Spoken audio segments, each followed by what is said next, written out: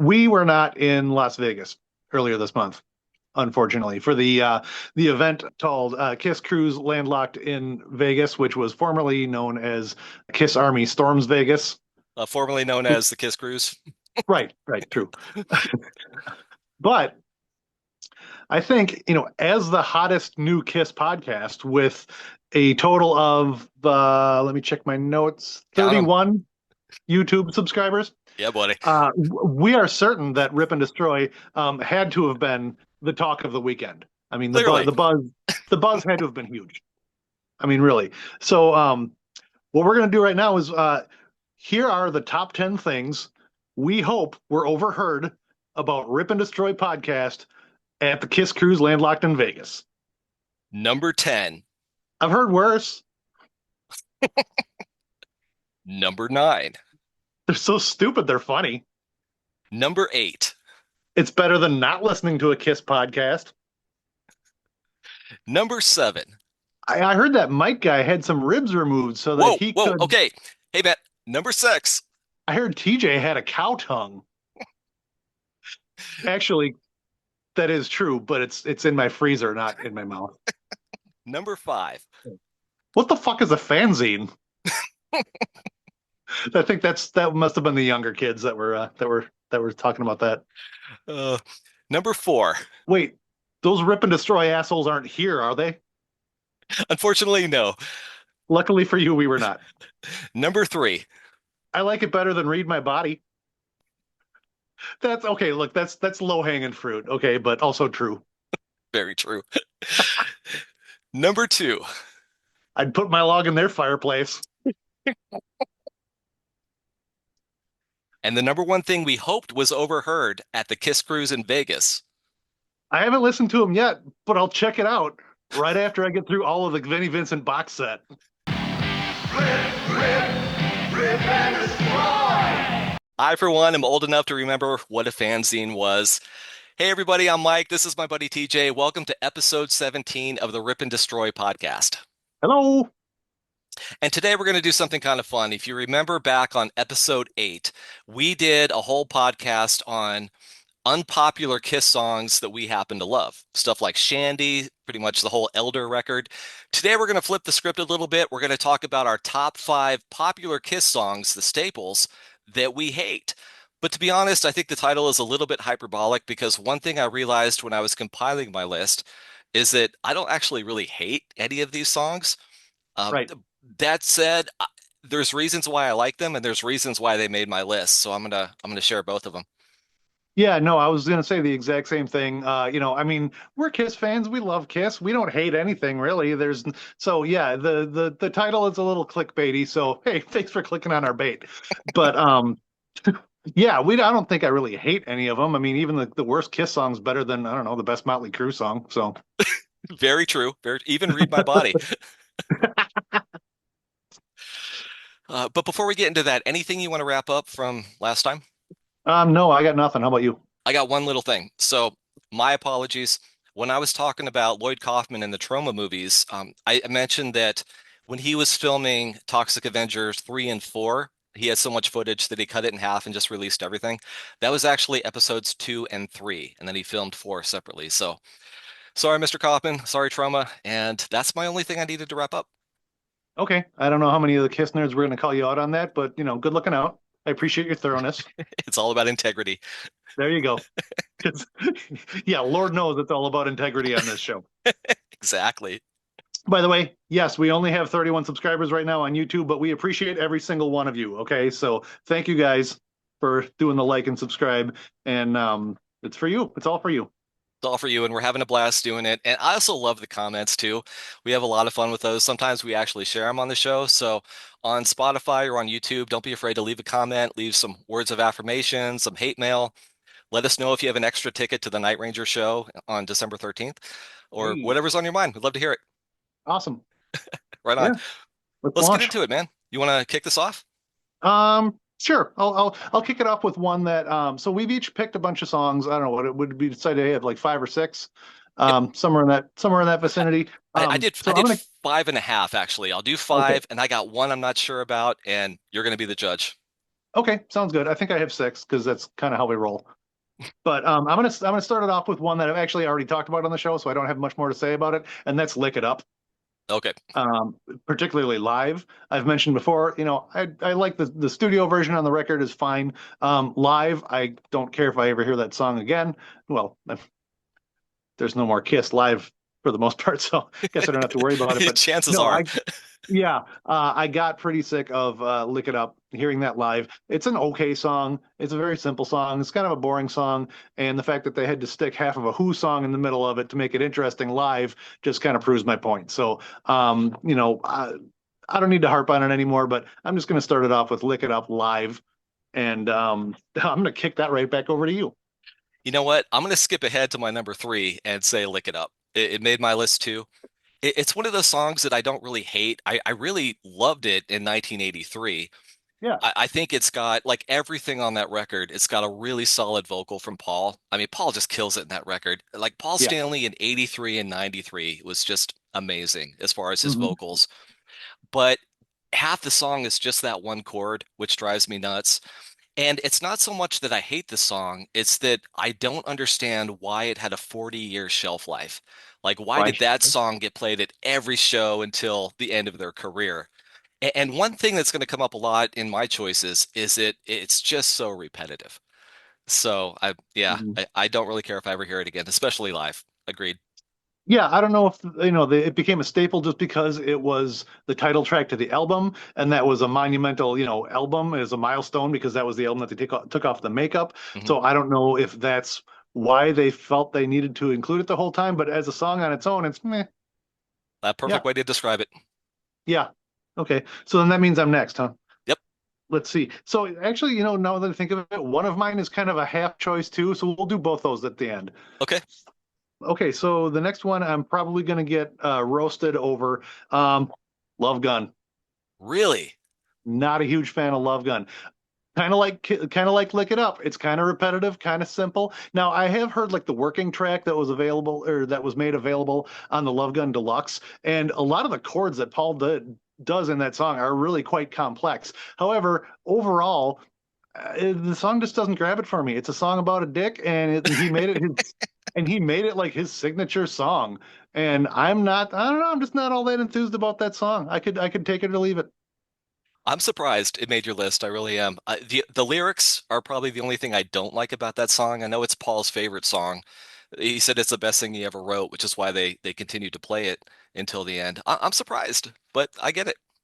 Yeah, and I mean, the song, the whole thing about the love gun and got you in my that all came from an old blues song, which was then like redone by Blue Cheer, which then was lifted by Paul. So yeah, I mean, it's yeah, I could do without it. That's I won't say again. I'm not going to say I hate it. I could do without it. Fair enough. Well, okay, the next one on my list is something we've talked about at length before, so I'm just going to blast through it real quick. And I disagree with Elvis Presley on this one. It happened to be one of his favorite songs, but again, let me go rock and roll. I think on the positive end, I really like the way Gene sang it. Gene had different iterations and versions of his voice, and this happens to be one of my favorites. I think he sounds great. The coolest thing about the song is Ace, because throughout the whole song, he kind of decorates it with little flourishes and little Hmm. leads, which is really cool. But honestly, the song to me sounds like something that Marty McFly would play at the Enchantment Under the Sea dance. It's just so prototypical Chuck Berry that I no, I'm out. Yeah, we have discussed that one before, and I do like that song because it's just kind of a big jam, especially like the last half of it. And I know I told you that I really started to appreciate it when I saw it live for the first time. Mhm. But I get it. It's in the overall catalog. It's probably not one of their stronger songs, but I like it. But you don't have to. So I am going to keep the controversy going. What do you got? And my next one on my list is Beth. It was almost on my list. It didn't make Oh, the cut. It probably would have made my top 10. But what are you yeah, thinking? sorry, man. I mean, look, Destroyer is my all-time favorite record. It's like the album that like changed my life when I was a kid. It is the album that I play every single time I set up a new stereo. Every time I get a new car, that's the first thing I play in it. I skip Beth. I get it. It's not necessary. I don't. I've heard it enough. It's not that it's a bad song. It's a nice song, but I just don't need it in my life, to be honest. And It, I know you and your wife have had some discussions about like why would anybody like this song, or why would any woman like this song? Is that what it was? perfect. Yeah, it was hilarious. I took her to see the farewell tour, and in front of us there was, some girls who were singing along, and she kind of like tugged on my sleeve, and she's like, "Why would any woman sing this song?" And I think about that every single time I hear it, which is hilarious. Yeah, It is too. huge Peter Criss fan. Not my favorite. Yeah, yeah, can do without. Well,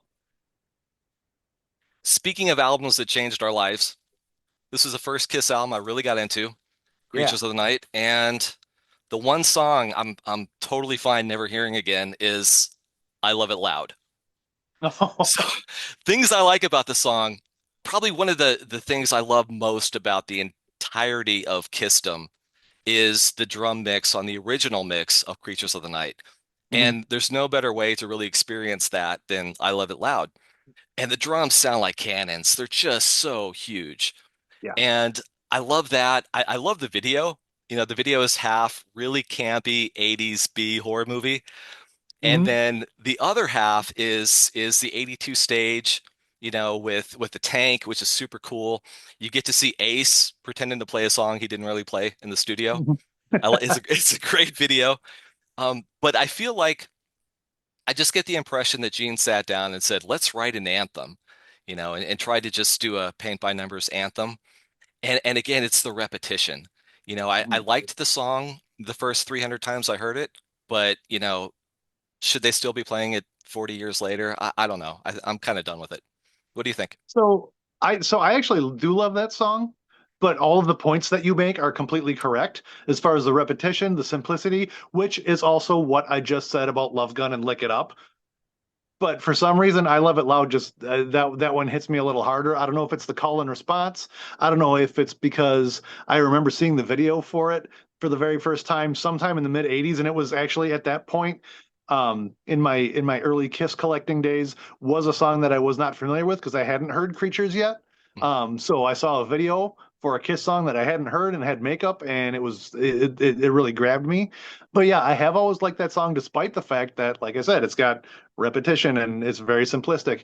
But yeah, I don't know, that one gets a pass from me. So I Okay. do I do like I Love It Loud. But I also think you are correct in that, he probably sat down and said, let's write an anthem, which I think ever since Rock and Roll All Night is something that they have tried to do. I Hmm. think, Rock and Roll All Night, they realized that they needed an anthem, a sing along, something for the fans.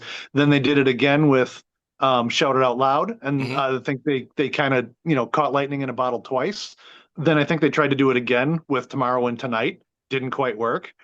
And then yeah, you're probably right in that the next crack at that was probably I Love It Loud.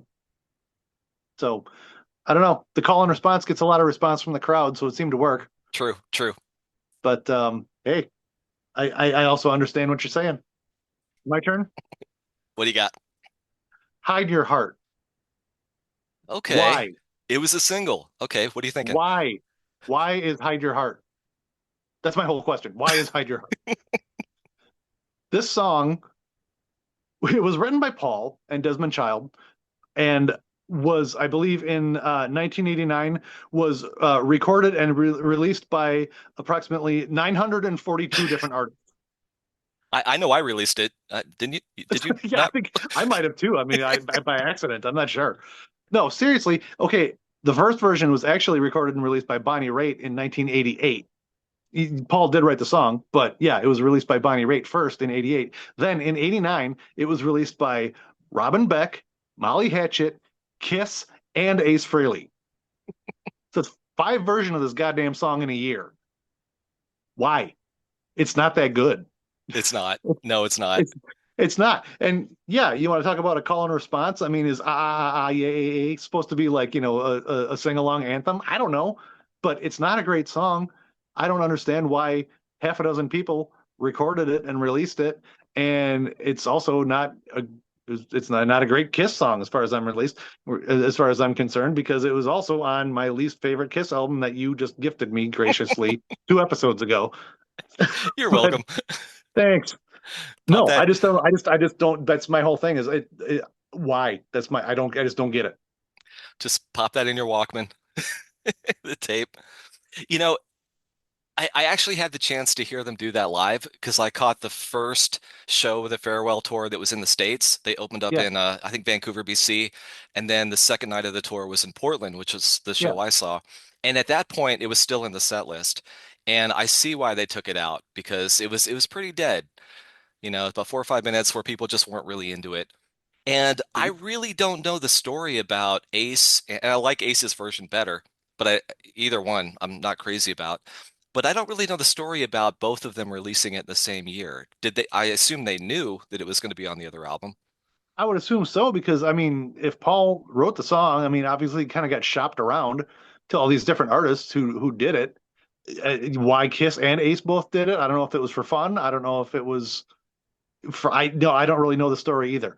All I know is that Bolt Thrower apparently is the only band that didn't release that in '89. So I don't I could know. just, it'd be hilarious if Ace was like, "Hey, we should do this Bonnie Raitt song."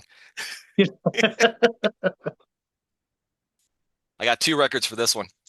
Um, all right. So I'm probably going to lose the room on this one, but for a lot of the same reasons, number four on my list is Heaven's on Fire from Ooh, Animalize. Yeah, but let me unpack that for a second. please. Great vocal from Paul Stanley. Again, 82, 83, 84. He was doing his best vocal work. Really cool drums on it. Typically, when you play a chorus, it's a chance to give your arm a little break and you go play the ride for, for a minute. But Eric does something really cool where he incorporates the toms into the riff, and it sounds great. The video is so bad it's good, and of course, my favorite part is this Paul's face, which is classic. And I like that you see Mark St. John in the video. That's really cool too. And the last thing I like about it is if you're familiar with this record here, Hearing Aid, this was Ronnie James Dio's We Are the World that Yeah. basically incorporated a lot of different metal artists.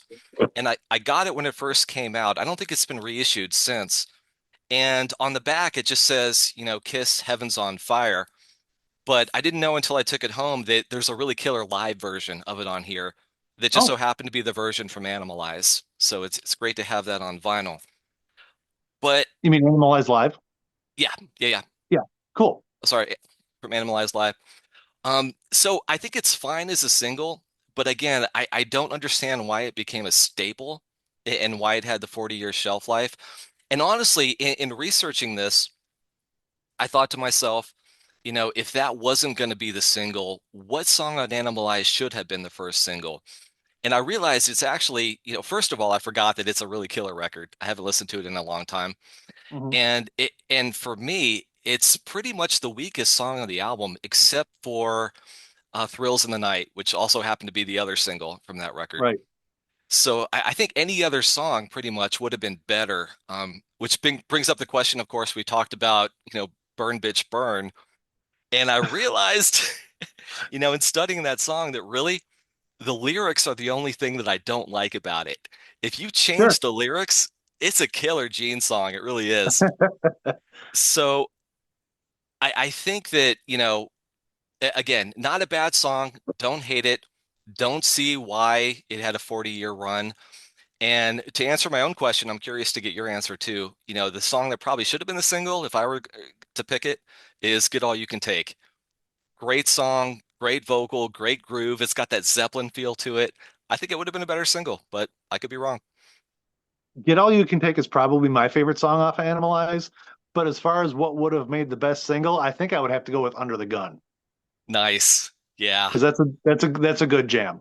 Yeah. it's But great. I don't think that Heaven's on Fire was the weakest song on Animalize. I would probably if I was going to cut anything out of that album, it'd probably be Murder in High Heels. Okay. Um, and I also am not a fan of Thrills in the Night. I Mhm. do like Heavens on Fire. I actually do love that song. Again, punching holes in all of my arguments about simplistic and repetitive songs. But yeah, I don't know. Heavens on Fire is a fun jam for me. But yeah, if I was going to pick one other song to be like the lead single, yeah, I think it would have to be Under the Gun. Good choice. And I kind of block out the albums. It was easy to do in the beginning because they were putting out two records a year, and you have the first three and, four through six. And for me, Creatures and Lick It Up and Animalize were kind of a block of albums that all kind of, Definitely. brother, sister, or whatever. And obviously Animalize would be, the weak link in that chain. So I kind of, I kind of forgot about it really. And when I went back and listened to it today, I'm like, damn, this is a good record because of Under the Mhm. Gun and, Get All You Can Take. And there's some great songs on that record.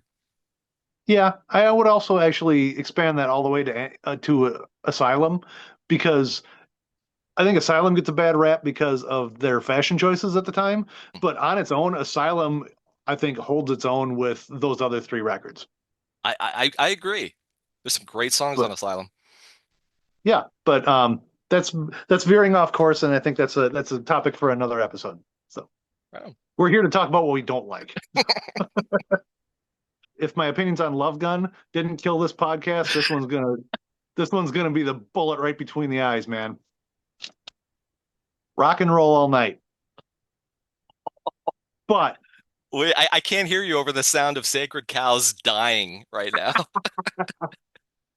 but only the studio version.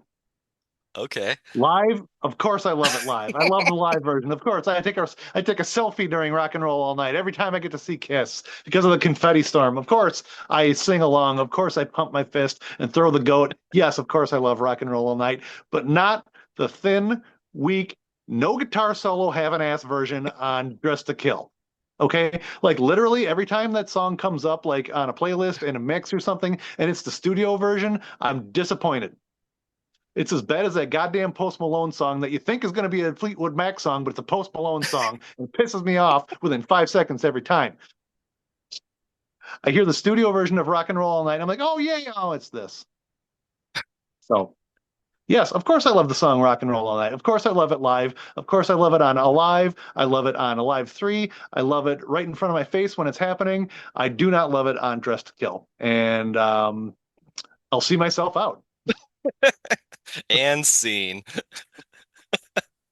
Okay, well, just so you don't go down alone, in full disclosure, I considered it. I really did. Did you? I Okay. did. That's a buddy for you. So it didn't make my list, but one that did was God Gave Rock and Roll to You too. Ooh, okay. Yeah, yeah. So of course it's God Gave Rock and Roll to You too, because Kiss changed a lot about it. They changed the lyrics and a couple different things. And honestly, I think the things that Kiss added to it are the things I like about it. Not so crazy about the Russ Ballard song. He was in the band Argent. They put it out in 73. Then Petra did it in 77 and 85. And of course, Kiss did it in 91, first thing they recorded with Eric Singer. And it was on Revenge in 92. And the interesting thing I learned too is that Russ Ballard actually did a lot more with Kiss. He wrote two songs on Peter's Let Me Rock You album, the title track and Some Kind of Hurricane. And I didn't know that he also wrote New York Groove and Into the Mhm. Night from Ace Frehley and then Frehley's Comet. So that was kind of cool. And things I like about the song, I love the video. The video is really, really cool.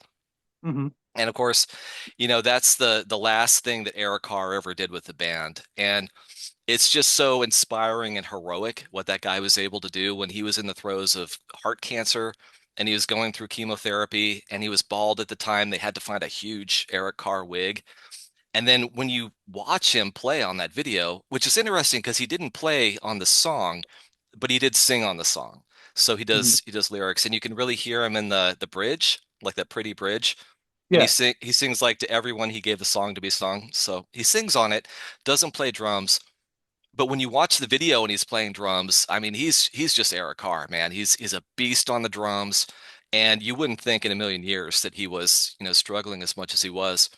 So I really love the video, and I like, except for Stand on Sonic Boom, I love any Kiss song that has the dual vocals with Yeah. Paul and Gene. But for this one, it just came down to the fact that I would never choose to listen to this song. I'd never Hmm. queue it up. And if it comes up, I'd probably skip it, which makes it the only song on Revenge that I would skip because I love that record. And my last reason why it made the list is kind of a sentimental reason. It's kind of sappy, I get it. But it's also the song that played like after Rock and Roll All Night, when the lights come up and the show's over. Oh, And, I get it. and I'm standing there and I realize, how many years is it going to be before I get to go to another show, you know? Oh, sure. So, yeah. So that's what I'm I get thinking. it. Aw, aw, I get it. Yeah. What do you think? Yeah. I actually do. I actually really like that song. You wouldn't think because it is a little sappy, but I do really love that song. And actually, one of the reasons I love that song the most is the guitar solo. Okay. Something about this, I've always said this, something about the way that guitar solo sounds is the closest they've gotten to recapturing the sound of Destroyer ever since Destroyer. I don't know what it is. I don't know if it's the dual, a little bit of a harmony in there or something.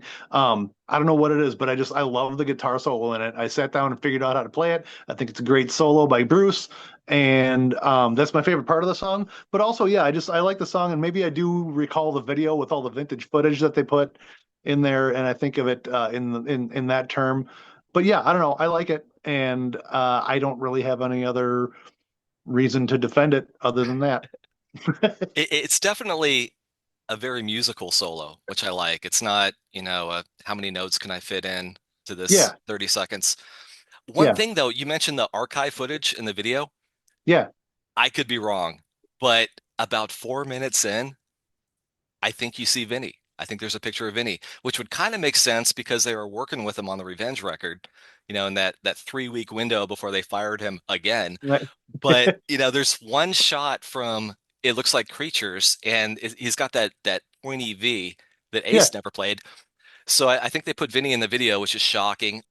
But that's my list. Okay. So then we each have a half a song, right? Why don't we explain what this is all about?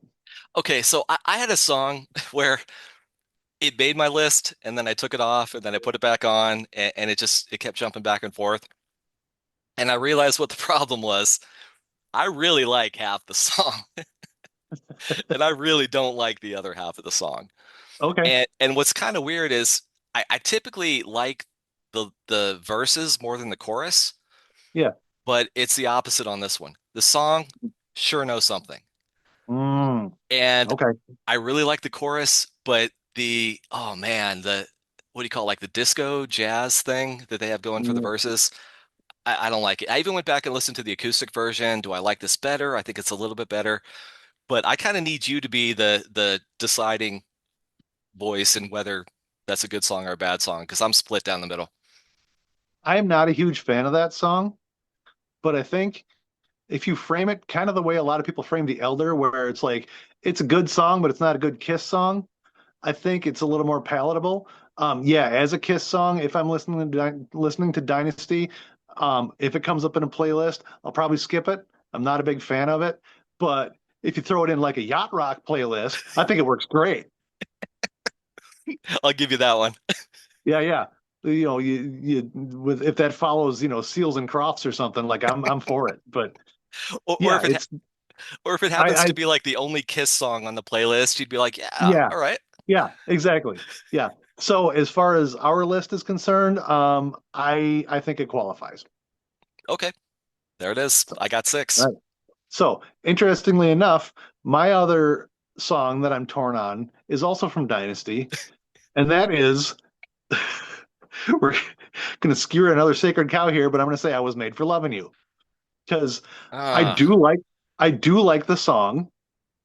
I don't like that it's the most popular Kiss song in the world. I don't like that people associate that song with what Kiss is all about. The song by itself is fine. When they've done it in more recent years where they've kind of beefed it up a little bit, it sounds great. But if somebody's going to hear that and say, "Oh yeah, that's what Kiss is all about," I would have to disagree. That is not what came off of Alive. That is not what came off of Rock and Roll Over. As far as what I love about Kiss, that is not it. So yeah. as a song, as a snapshot of where they were in history in 1979, it's okay. But if that's what people associate with Kiss, I'm not into it. Okay, interesting. I would have to disagree. I, Okay. I wouldn't want people to associate that song with Kiss. I totally get that. But my question is, did they redeem themselves with a super kick-ass version on Alive 3, which is amazing. In that case, the answer is yes, Okay. absolutely. So if I'm the deciding vote on that one, I gotta say no. I think Okay. it's a standout cut on a less than stellar record. I like that song. I like Charisma. There's probably one or two others, but I kind of dig it. I do. Okay. So we All got right. a grand total of what, 11 that made the cut? Yes. So I've got five and you've got six, which means you hate Kiss more than me. Damn it. Oh. So send all hate mail to Mike at Rip and Destroy at And speaking of hate mail, it is rip and destroy podcast at gmail.com. You can also leave comments on Instagram. You can leave comments on Spotify, leave comments on YouTube. And while you're on YouTube, don't be afraid to explore the back catalog. We had a lot of fun with a lot of different things, and love to get your take on them too. So let us know what you're thinking. Another thing too, if there's something you want us to talk about, let us know because we're always looking for ideas, and I think that might be really fun. Yep, and don't forget that the Instagram handle is Rip and Destroy Podcast. You can find us on there, and that's about all we got for this week. You got anything else to hate on, Mister? Just one last thing. We also have a sizzle reel on YouTube. And if you would be so kind as to throw that up on your social platforms, that'll put more eyes on the product and will invite more people to the party. So we'd appreciate every last drop of it. Yes, spread it around like peanut butter. Right on. Till next time. See ya. See ya. Kill the Paul, Phil. Kill the Paul.